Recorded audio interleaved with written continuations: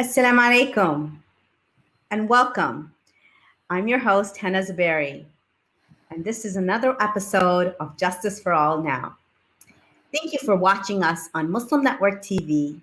You can watch us 24/7 on Samsung Galaxy 19, Roku TV, Amazon Fire TV, and soon Apple TV. After the fall of Saddam Hussein in 2002, the American military presence left Iraq devastated and torn into shambles. Different partisan groups, militia, and political factions took advantage of the void and left Iraq with much uncertainty. However, Sunni Arabs felt abandoned by their fellow countrymen when they were demonized by pro-Iran politicians such as former Iraqi Prime Minister Nouri al-Maliki. The sectarian discourse of the elite was left unchallenged, and the Sunnis were slaughtered without a whisper of condemnations from those under the same boot of tyranny. Joining us today is Tallha Abdulrazaq.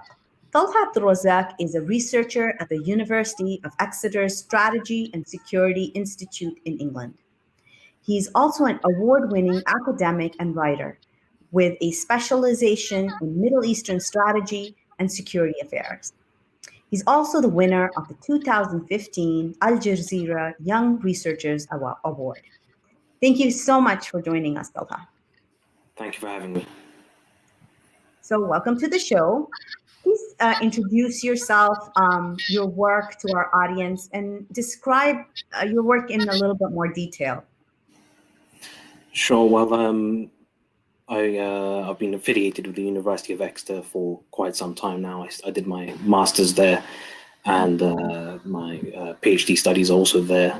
My doctoral thesis was on the evolution of operational warfare for the Iraqi army during the Iran-Iraq war, which is going to be very relevant to today's conversation. I've also written extensively with a lot of public engagement in terms of op-eds and columns in various broadcast media as well, tackling subjects such as Iran and Iraq, and looking at sectarianism in particular, looking at the plight of the Sunni Arabs, and also tackling other subjects as and when they come. So, I've been known to do my bit here and there on Palestine and other issues, including Afghanistan and other matters. So that's, in a nutshell, what I've been doing for the past decade or so. So for our viewers who may not be aware, could you please describe the concept of sectarianism and how it affects the Iraq-Iran relationships and religious discrimination against certain sects of Islam? How influential a role does this play?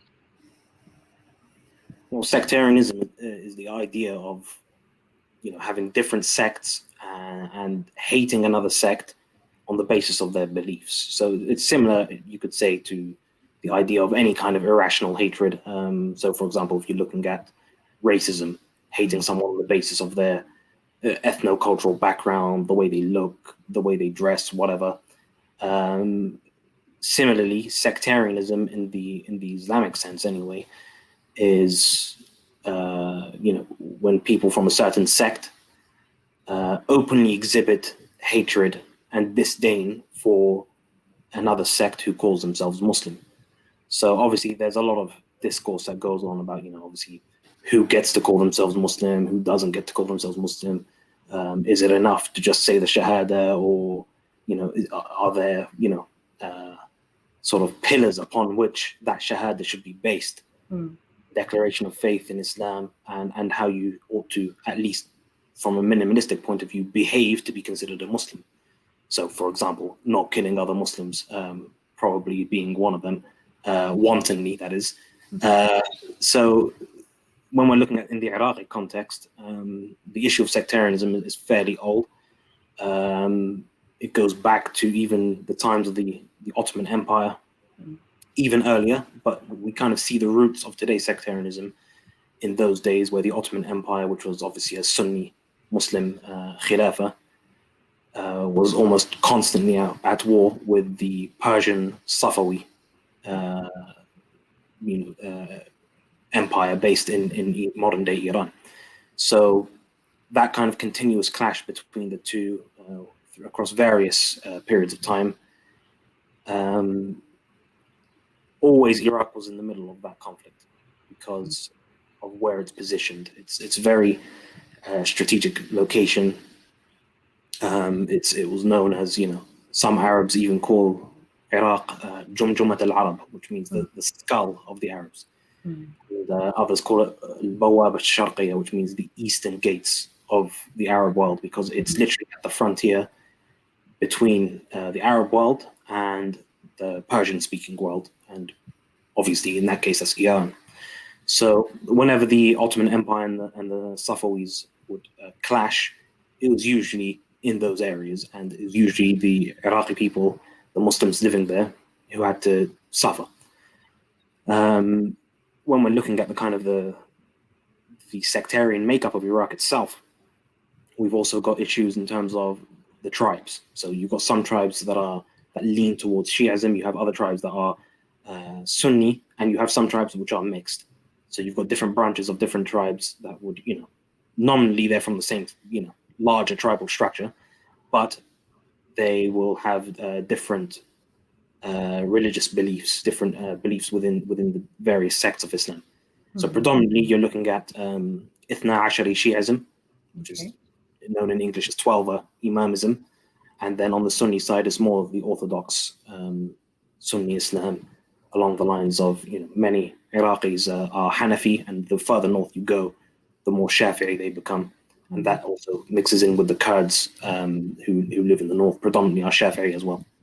So it's quite a diverse sectarian makeup in the country. And now you mentioned the Kurds, and that's often how the makeup of Iraq is quoted in mainstream media as Shias, Sunnis, and Kurds. And then who are majority, who are in minority? Could you explain that to us? Well, I mean, that kind of division is nonsensical in and of itself. It makes absolutely no sense. Either, and by the way, that is a construct of Western foreign policy discourse. It's not something that was kind of taken seriously in Iraq itself. So if we're looking at, for example, the Ba'ath Party census data, going back decades now, yes, ethnic makeup was an issue. So they would always kind of mention, oh, this area is populated by Kurds, this area is populated by Arabs, this area is populated by Turkoman. But for them to then, in Western policy circles, to kind of make that division even further, which, they've taken an ethnic identifier like being Kurd, and then lumped it in with being a Sunni or being a Shia, which doesn't make any sense. It's either an ethnic division or it's a sectarian division and a religious division. So I think that was obviously an attempt to minimize the presence of Sunnis within Iraq. So the vast majority of the vast majority of Kurds are Sunnis. You do have Kurds that are Shia. They're predominantly from a group called the Faili Kurds, but they're a minority within the Kurdish community. The vast majority of Kurds are Sunni, and they make up around about 30% of the population. Again, there's a lot of dispute on this because there hasn't been any accurate census data for a very long time, and it's a highly politicized issue in Iraq. So generally, people kind of, you always find, especially, we're going to kind of fast forward a bit here, but if you look at the protest movement of the 2013, 2014, well, just before ISIS came onto the scene, the Sunni Arab protest movement actually demanded that there would be they wanted the government to initiate a census so that they could finally settle this question once and for all. Who's the majority and who's the minority, and to what degree? That demand, under the tenure of the sectarian prime minister that you've already mentioned, Nouri al-Maliki, was obviously rejected. As I said, it's a highly politicized issue. But the one narrative goes that the Kurds are predominantly Sunni, the Arabs are divided between Sunni and Shia, but even if the majority of the Arabs are Shi'is, who are living kind of in the southern provinces of Iraq, then when you put together the Sunni Arabs and the Sunni Kurds and the Sunni Turkmens together, it's actually the Sunnis that form the majority in Iraq. So this is not something which is often discussed, again, because it's a politicized issue, not only within Iraq, it's politicized outside internationally. Yeah, because it's something kind of that helps to divide the people from within. There was always this question about Kurdish autonomy, for example. There's always been the issue of Ba'athist war crimes against the Kurdish population. All of these, are legitimate avenues of investigation for sure, and need to be addressed. But if one is doing a division in terms of demographics, it's either done along ethnic lines, which will make Arabs the majority, or it's done across religious lines, which would make Sunni Muslims the majority. So let's take us back to after the U.S. invasion of Iraq in 2003. After that, Iraq witnessed much chaos. How did this all come to be? Who were the main actors who sought to seize control after the ousting of Saddam Hussein? Well, prior to the ousting of Saddam Hussein, you had a number of Iraqi dissident groups, the vast majority of whom were Shia Islamists. But there are also Sunni Islamist groups, some of them affiliated with the Muslim Brotherhood. The name of that political party in particular is called the Iraqi Islamic Party.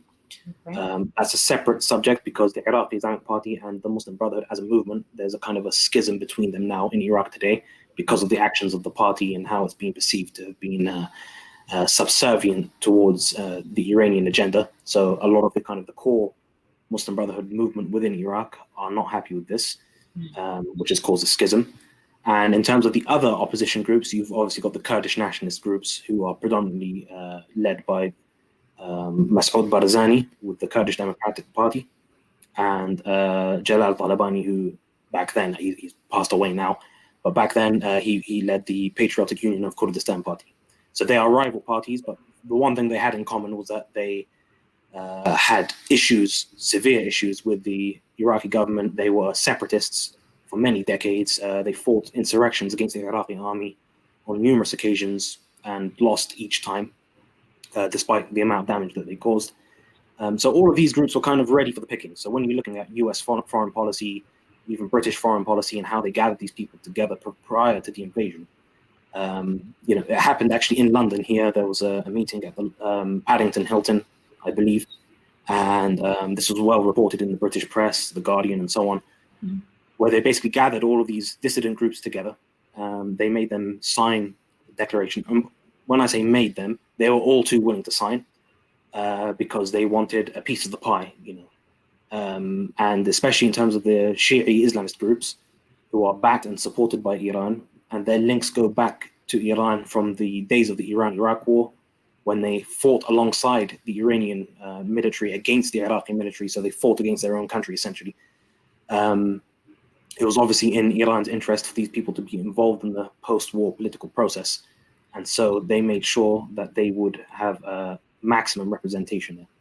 So once the war happened, it didn't last very long until Saddam Hussein was ousted and the Iraqi military was smashed. We're talking about after the Gulf War of 1991, Iraq was under a severe sanctions regime. So there wasn't much of an army left anyway. The people were tired, battered. The oil for food program, which was highly corrupt. Iraqis died in their hundreds of thousands, perhaps even it's gone to some estimates, more than 1 million Iraqis died in the period between 91 and 2003. And that's just from the international sanctions regime. But again, once the Iraqi army was gone and they instituted the governing council, as they called it, the interim governing council of Iraq, that was comprised of again, representatives of the Kurds, representatives of the Sunnis, which were I think 1 or 2 people there. And then the rest of them were all Shia Islamist politicians, with a few exceptions. Sunni at that time, you're talking about Arab Sunnis.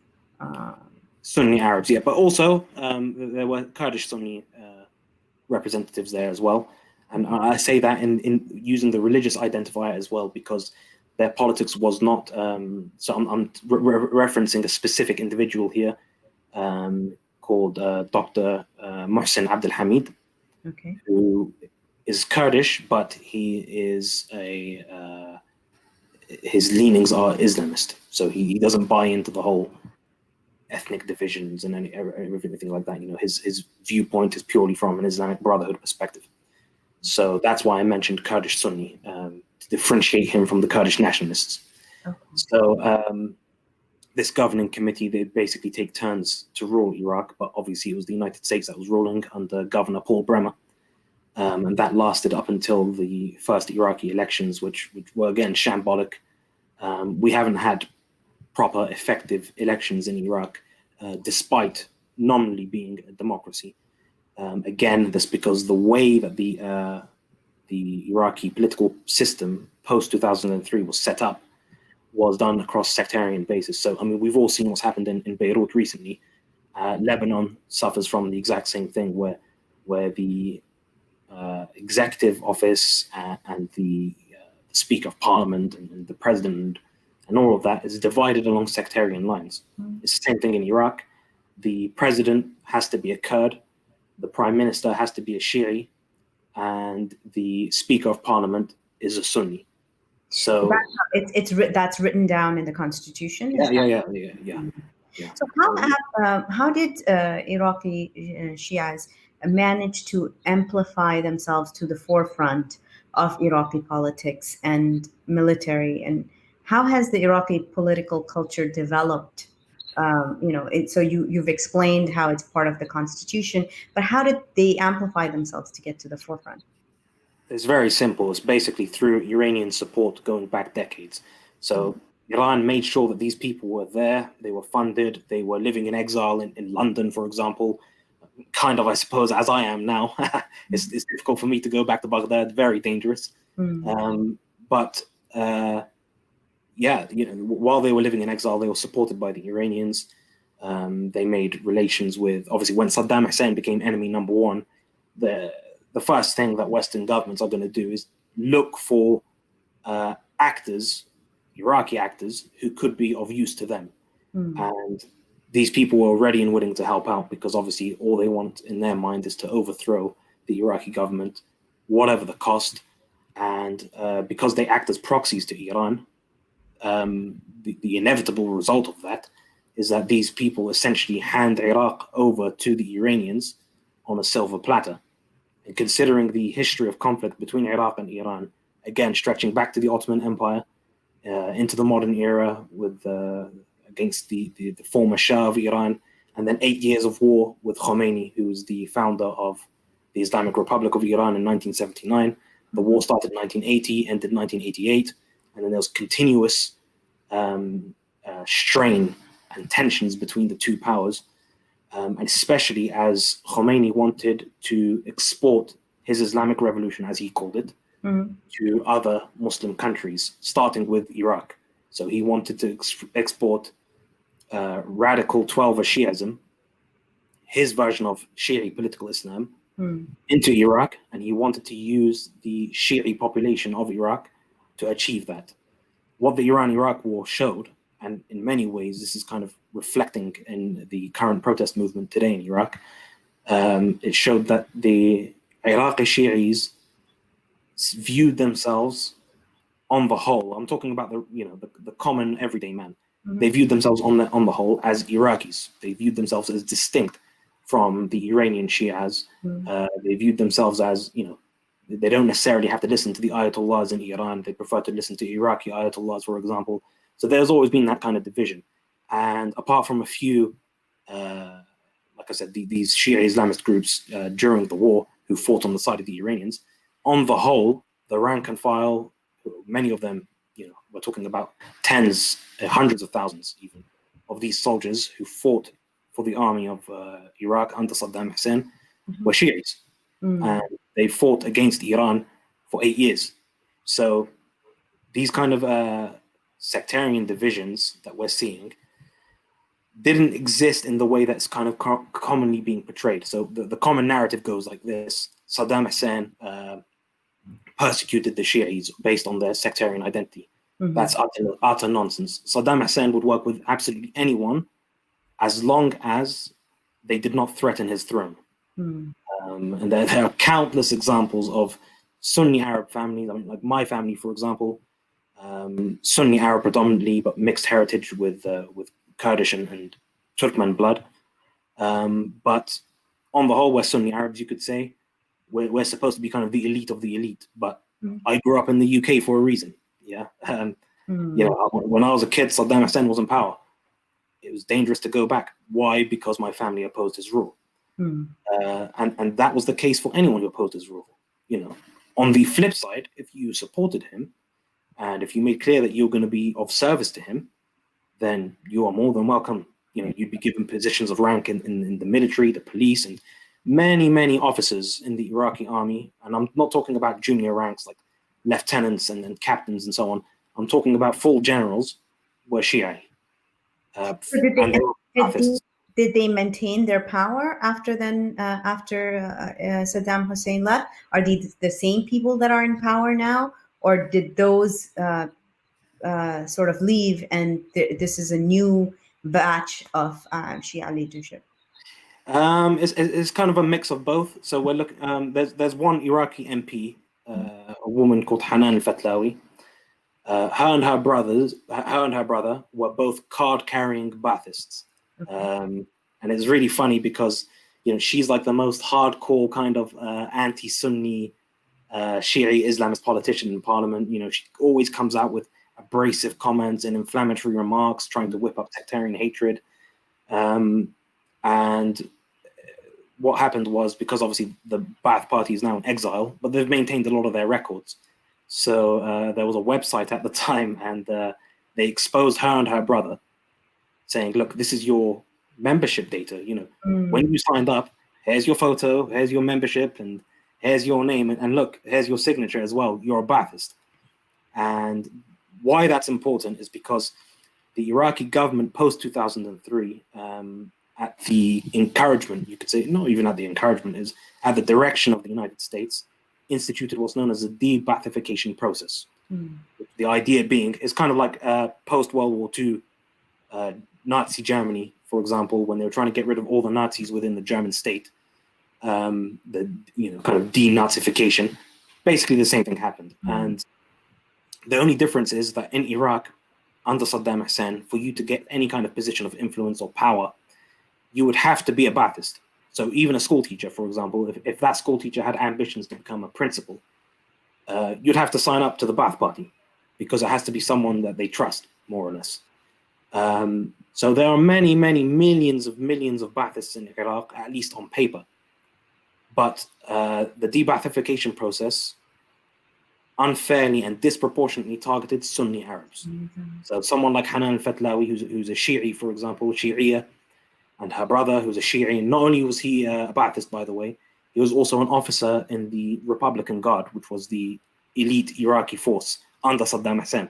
So, this kind of double standard in the way that they treat their own and the way that they treat Sunni Arabs as if they are, hardcore Baathists, as opposed to just being Baathists on paper so that they can progress in their career, so they can provide for their families and so on. So this is kind of what's happened in Iraq post-2003, where they've intentionally been targeting these people just to kind of squeeze them out of the system so that they can make room for themselves. Interesting. Now, I had never heard really the term Sunni persecution before. This was something that as you're scrolling through Twitter, you see, and perhaps that is because I'm from Pakistan originally, and my parents are from there, and we hear a lot about Shia persecution. Tell me about Sunni persecution in Iraq. What does that mean? What is happening to the Sunnis there? Well, it's kind of a multi-layered persecution. It's not just something that's just just people being killed, for example, or being targeted here and there. It's a lot more nefarious. It's a lot more kind of planned methods of trying to destroy the Sunnis. You can even, in legal terms, sometimes you can describe such things as a genocide because it's an intentional targeting of a group based upon its identity, and in order to wipe them out or to basically restrict them. So we're looking at, for example, today I just had a brief discussion with someone, and if we go back to the war against ISIS in 2014, 2015, all the way to 2017, there's an area just south of Baghdad called Jurf al-Sakhr. It's a small city, small town even, and predominantly populated by people from they're called the Janabi tribe. Okay. Now these people, and this is just a small example of what's going on in Iraq, when ISIS took over their town, the Popular Mobilization Forces, which is a Iraqi government-backed, but it's an Iraqi government-sanctioned paramilitary organization, which is now a formal part of the Iraqi military, but it's Iranian-backed, and its command structure actually goes to the Iranian Islamic Revolutionary Guard Corps. So it's kind of like your army is being commanded by a foreign entity. The militias, basically Shi'i militias, stormed this town. They didn't just kill ISIS extremists. They started to slaughter the Sunni population there, to the point where that area has now been depopulated. So the people that are there now were basically given this land by the Iraqi government, and they were given authority over the land, and they're basically the people that from the Hashd al-Shabi, the Popular Mobilization Forces, the Shi'i militias, now control this town. They even changed the name. It was Jurf al-Sakhr, and now became Jurf al-Nasr, which means, basically they've changed it from Sakhr means rock and Nasr means victory, their victory, basically. So they've taken it as a spoil of war.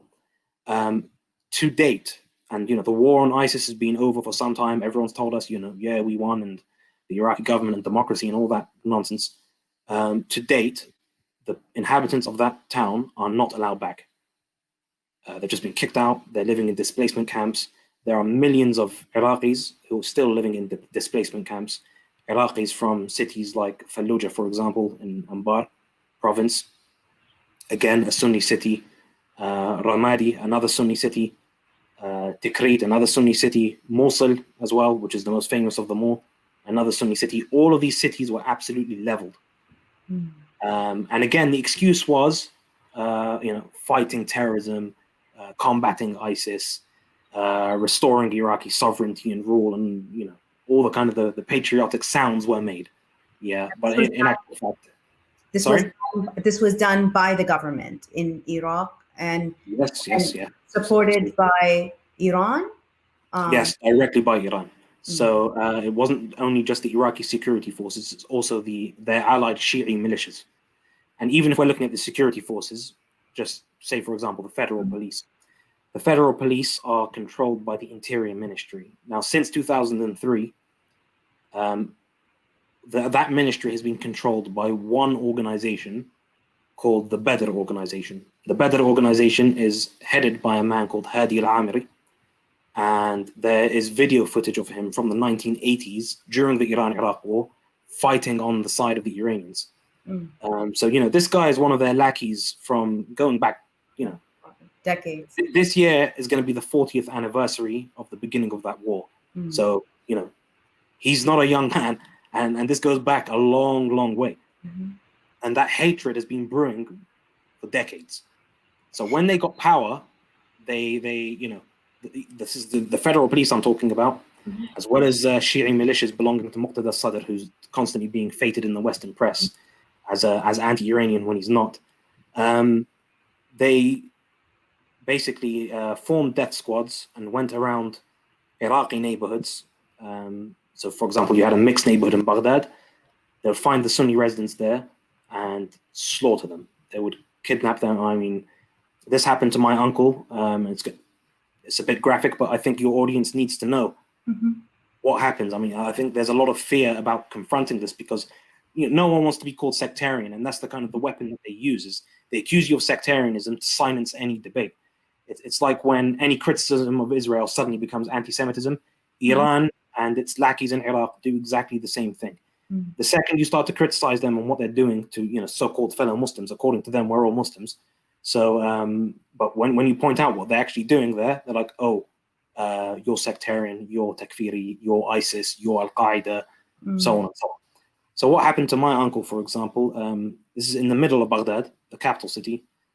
He went to visit my cousin, who was, again, being held by the authorities, and he was trying to secure his release.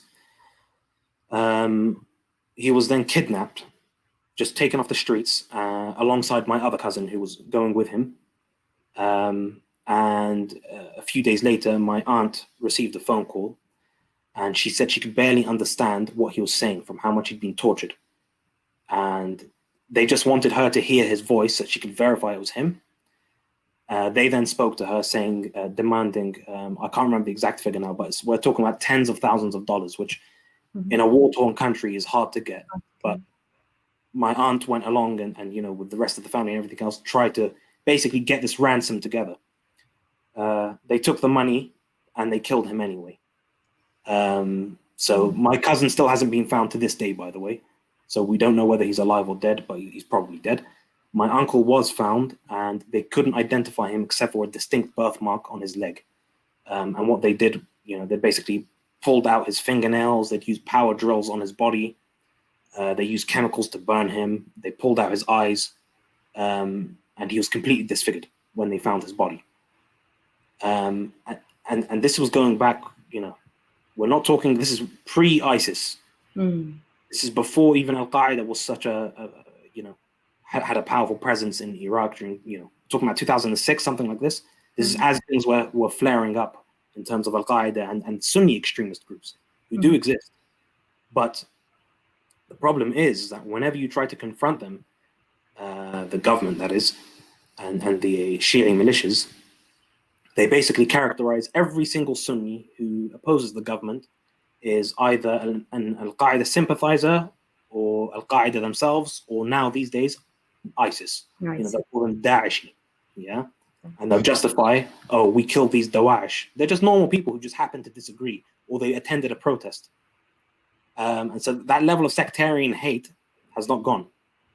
Can you talk a little bit about ISIS? And so although Shia communities across Iraq and Syria have in fact suffered at the hands of ISIS, we also know that numerous Sunni communities have also fallen victim to the brutality of ISIS. This is important for people to understand because a lot of times, as you were saying, it's justified, the violence against Sunnis in that area is justified using Daesh.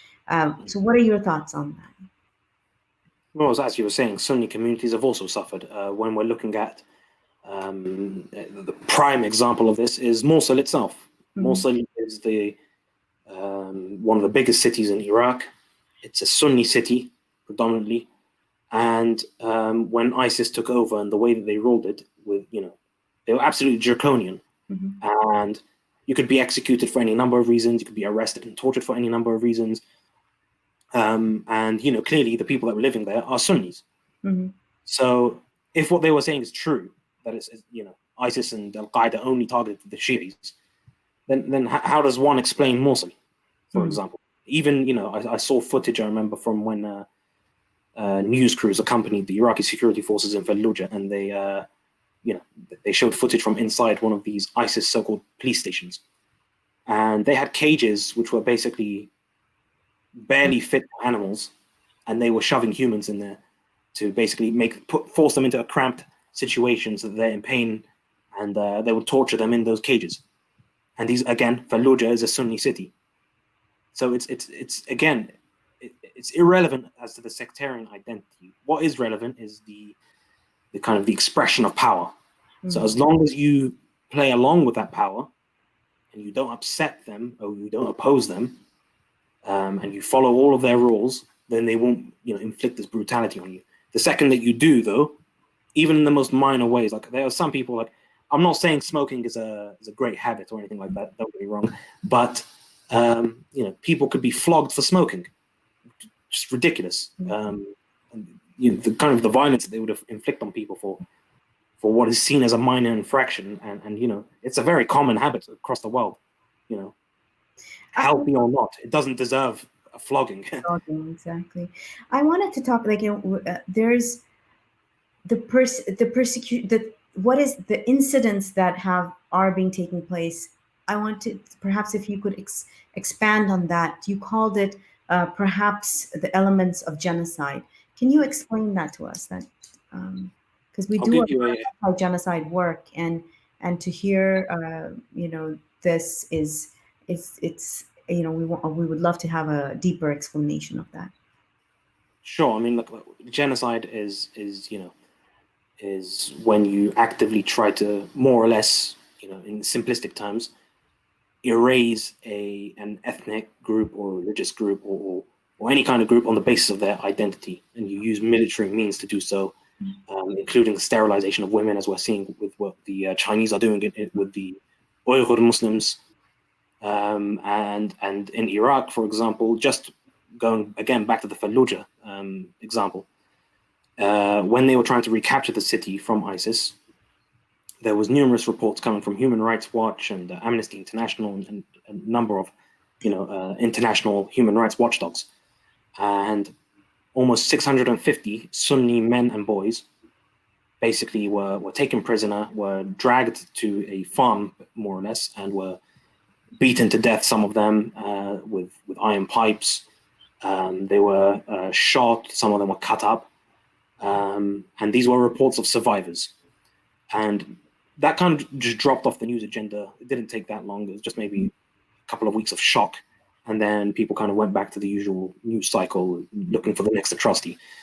It was actually, I think, just at the end of last year, December 2019, they actually discovered a mass grave with the bodies of all of those people, and they'd finally been accounted for. So it's a mass grave, the exact same thing that they were accusing ISIS of doing, mass graves against Yazidis, against the Shi'is, and everything else. They were actually doing it themselves, and they did it to the Sunni Arabs, and these were civilians. They had absolutely nothing to do with what was going on. Mm-hmm. They literally just rounded them up, tortured them and killed them, and then just put them in a hole. And that was it. And there's nothing anyone could do about it. And now, for example, all of those people that were had their cities destroyed in Ramadi and Mosul and Tikrit and Fallujah, all of those people, very few of them have managed to go home. You've got internally displaced people everywhere in Iraq, and they're stuck in specific camps. These camps are like concentration camps. They're not something like, when people think, oh, refugee camps, they've got at least some kind of services or anything like that. Even basic services, like a lot of these women are segregated, for example, with their children. The police there and the military soldiers, from the Iraqi security services, will basically only allow women to get certain services in exchange for sexual favors. Yeah, more or less, they're raping them. Yeah, let's not beat about the bush here. They're raping them, and no one is standing up for their rights. No one is saying anything about this. There are a couple of reports from human rights organizations, like I said, but when it comes to a political effort, and particularly, I say this to fellow Muslims when they're looking at what's happening in Iraq, don't just close your eyes. Don't just. It's the easy causes are ones like Palestine, for example. You're going to be hard pressed to find a Muslim, a God-fearing Muslim, who's going to basically be supporting the subjugation of Palestinians. But when you look at Iraq, for example, because of this whole sectarian dynamic, everyone is suddenly afraid. But why are you afraid of being called a sectarian rather than saying Muslim women shouldn't be raped, children shouldn't be orphaned, men shouldn't be tortured to death? All these atrocities that happen, and they're happening right before our eyes, and there's very few people that are willing to tackle this subject. I myself, for example, every time I raise anything about this on Twitter or Facebook, or I write many articles about it, immediately I get this torrent of abuse and sectarian vitriol. But at least I feel like I'm doing the bare minimum, and that's something I'm going to encourage your viewers to do, is that pay attention to what's happening in Iraq. What you're seeing also in Syria has been happening in Iraq for far longer. It's much older, and it's been going on for such a long period of time now. But because people ignored it, I would argue it actually allowed what happened in Syria to happen. So I'm going to give one last sort of anecdotal story, but I remember visiting Syria before the war, and the way I was treated there was horrific, because I speak in an Iraqi dialect in Arabic. So they assumed I was an Iraqi refugee.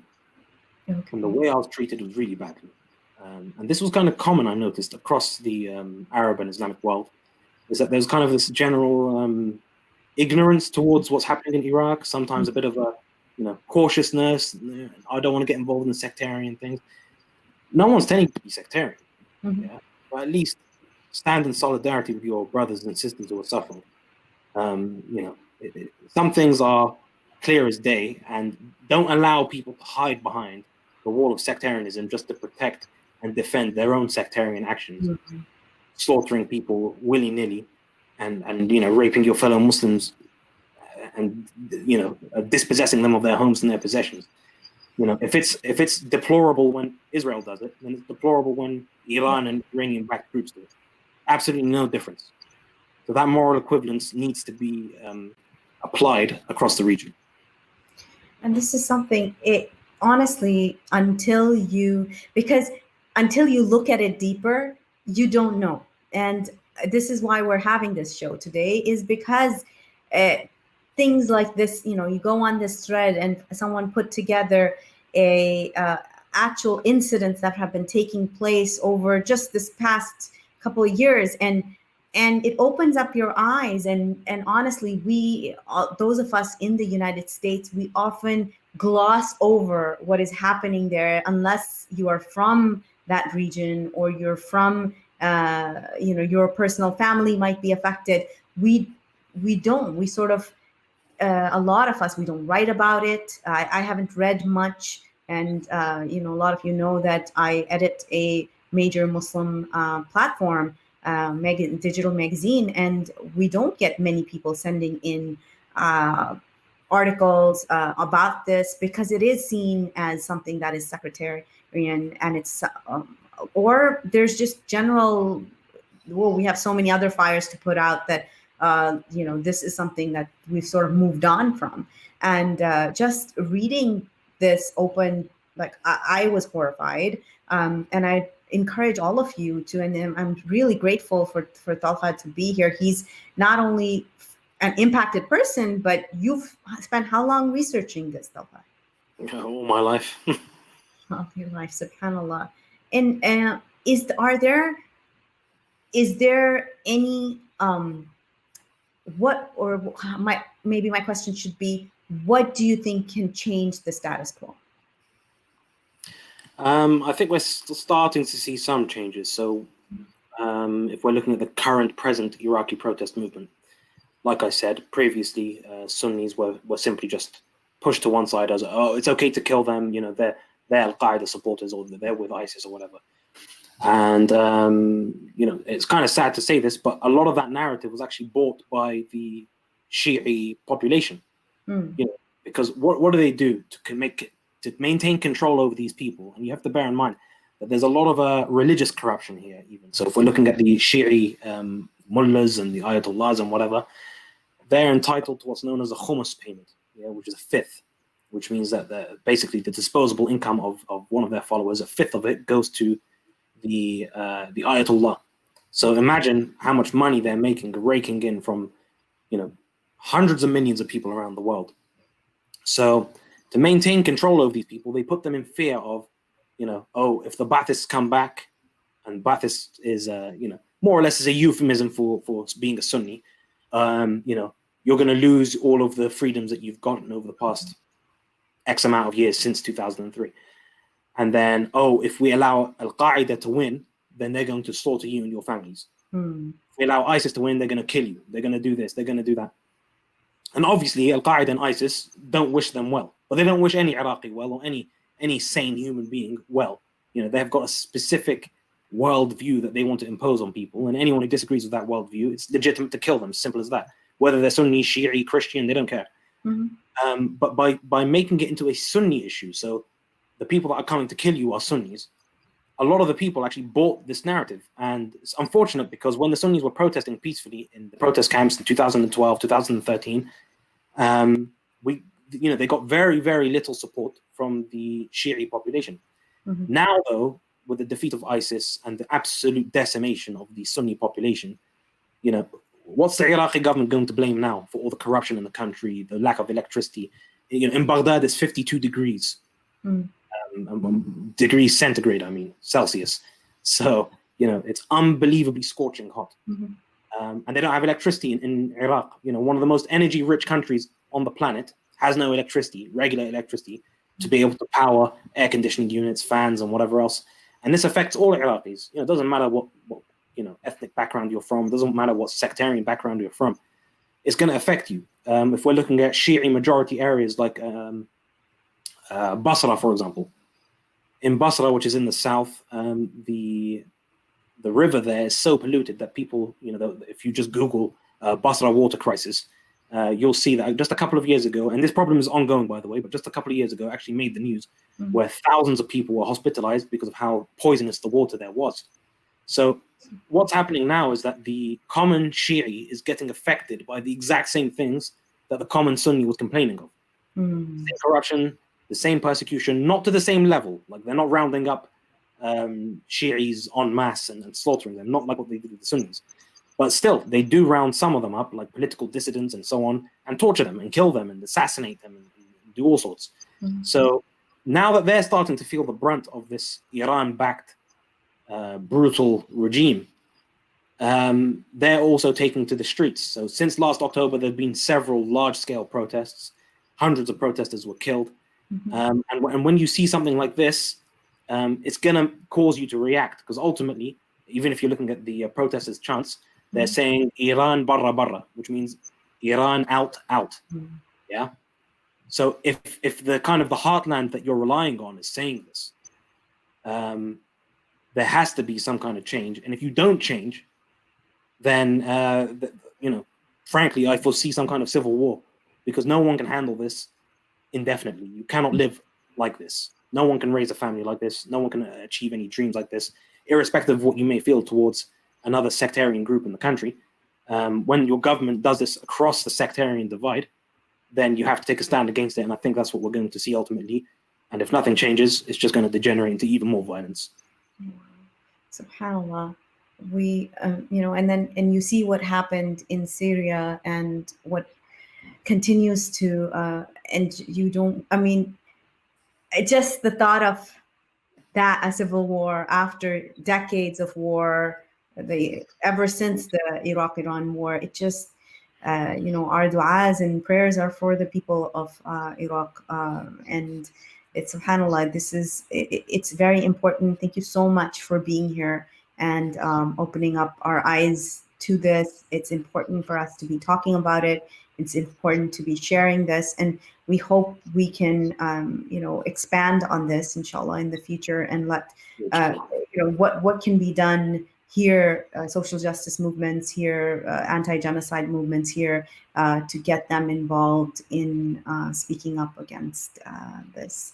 So, Jazakallah khair for being here, and thank you to all of our audience. Thank you for being here. Thank you for watching. And, we have been trying. We wanted to also actually say a goodbye to our producer, Sadiq, who has been such a vital part of this show since when we started a couple of months ago. And he's moving on to bigger and better things, inshallah. And we just wanted to give him a shout out from here and let the world know that putting this together has been a labor of love and labor of qist and justice. And we're ever so grateful for Sadiq for being with us so far, and being, he's the one who has been the defining, the thought process behind the show. So thank you so much, Sadiq, for everything that you do. And, if you guys all of our audience, if you've been enjoying the show, do let us know and send us some feedback on all the work that Sadiq has put into this show. Jazakallah khair, and assalamu alaikum. Thank you for watching us on Muslim Network TV, Amazon Fire TV, Roku TV, and on Samsung Galaxy 19. Assalamu alaikum.